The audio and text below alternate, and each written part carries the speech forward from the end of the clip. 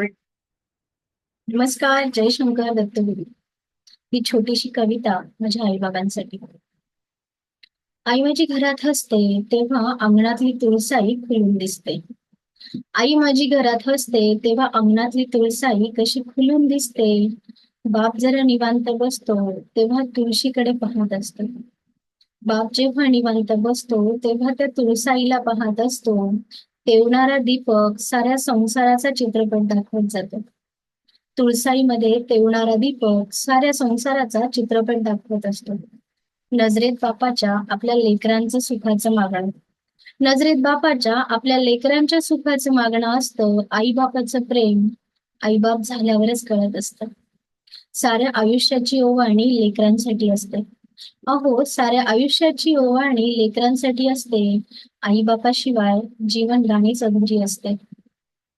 आईबाप रूपातील विठू रखुमाई लेकरांना कधी समजत नसते.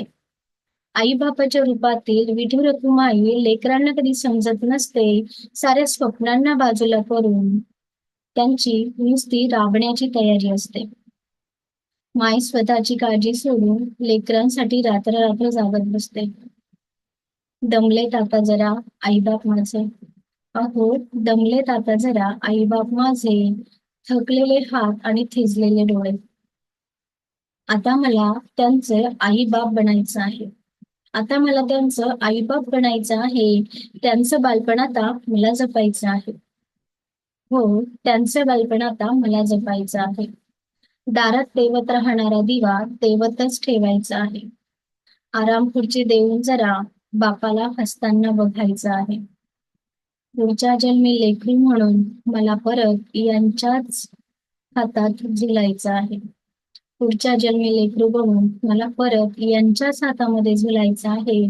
देव म्हणून मला माझ्या आई-बापांच्या चरणी नतमस्तक राहायचं आहे.